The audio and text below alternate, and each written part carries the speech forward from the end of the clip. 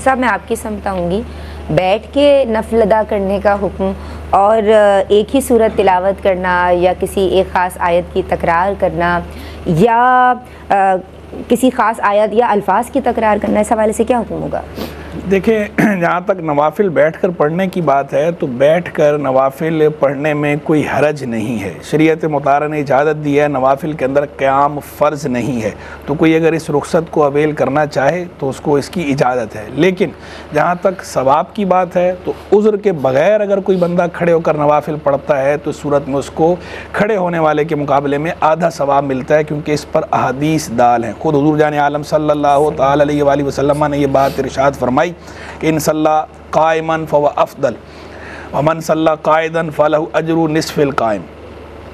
فلہ نصف اجر القائم، کہ اللہ کے نبی علیہ السلام نے ارشاد فرمایا کہ جو کھڑے ہو کر نوافل پڑھے تو افضل ہے، اور جو بیٹھ کر نفل پڑھے تو اسے کھڑے ہو کر پڑھنے والے کے اجر کے مقابلے میں آدھا اجر ملے گا۔ تو چونکہ اس کے بارے میں خود حدیث موجود ہے اور یہ صحیح اور صریح حدیث ہے، صحیح بھی ہے صریح بھی ہے، تو بخاری کے اندر بھی موجود ہے، مسلم میں موجود ہے، تو لہذا جو اس حدیث کی روشنی میں فقہائے کرام نے باقاعدہ یہ مسئلہ عکس فرمایا ہے کہ کوئی اگر نوافل بغیر کسی عذر کے بیٹھ کر پڑھے گا تو اس کا ثواب کھڑے ہو کر پڑھنے والے کے مقابلے میں آدھا ہے۔ نوافل ہو جاتے ہیں، جائز ہے، شریعت نے رخصت دی ہے، لیکن ثواب آدھا ہے۔ ہاں کسی عذر کے سبب بیٹھ کر پڑھ رہا ہے تو عذر پر تو ویسے ہی جو ہے وہ شریعت نے ریلیف دیا ہوا ہے، اس صورت میں ثواب میں کمی نہیں ہوتی۔ یہاں پر بعض لوگ یہ کہتے ہیں کہ جناب حضور نبی کریم علیہ السلام سے وطر کے بعد نوافل پڑھنا ثابت ہے بیٹھ کر، تو لہذا بیٹھ کر پڑھے جائیں۔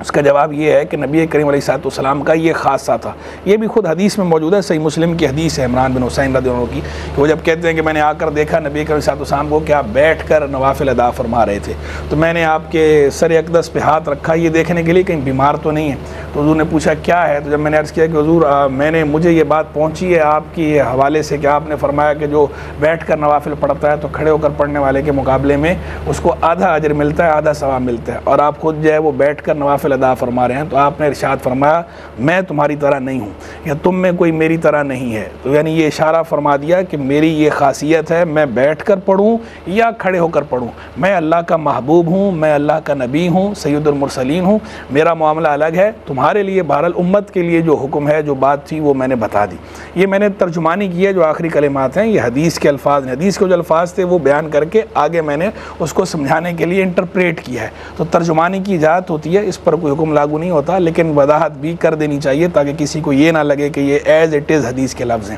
تو جو ایز اٹ از حدیث کے لفظ تھے وہ میں نے پہلے بیان کر دیے۔ تو لہذا اس حدیث کی روشنی میں یہ بات بھی واضح ہو گئی کہ نبی کریم علیہ السلام کا خاصہ ہے، لہذا یہ نہیں کہا جا سکتا کہ بیٹھ کر نوافل پڑھنا سنت ہے، بلکہ سنت وہی ہے کہ کھڑے ہو کر ہی نوافل پڑھنے، افضل یہ ہے۔ سنت کہتے ہیں طریقے کو، طریقۃ مسلوکہ فی الدین، اور وہ وہی ہے جو نبی پاک علیہ السلام نے خود بیان فرما دیا۔ باقی آپ کا اپنا جو مبارک فعل ہے وہ فعل اس لیے ہے کہ آپ کا تو ثواب کا معاملہ کامل ہے، آپ کے ثواب میں کسی قسم کی کوئی کمی نہیں ہے، تو لہذا جو اس روایت سے استدلال نہیں کر سکتے، اور جو نوافل بیٹھ کر پڑھنے کی کوئی عادت بعض لوگوں نے بنائی ہوئی ہے، دیکھ کر لگتا ہے کہ شاید وہ اسے افضل سمجھتے ہیں، تو یہ طرز عمل درست یوں نہیں ہے کہ ویسے بیٹھ کر پڑھنا تو ٹھیک ہے، لیکن یہ جو اگر کوئی سمجھتا ہے کہ شاید بیٹھ کر پڑھنے سے ہی ثواب زیادہ ملتا ہے یا نوافل کا طریقہ ہی یہ ہے بیٹھ کر پڑھنا، تو یہ سمجھنا درست نہیں ہے، یہ فہم غلط ہے، تو اسے صحیح کرنا چاہیے۔ تو لہذا کبھی بیٹھ کے پڑھ لے، کبھی کھڑے ہو کے پڑھ لے، اور اگر عذر نہ ہو تو بہتر تو یہ ہے کہ کھڑے ہو کر ہی پڑھے تاکہ اجر کامل حاصل ہو۔ ٹھیک ہے مفتی صاحب، بہت شکریہ آپ کا۔ میں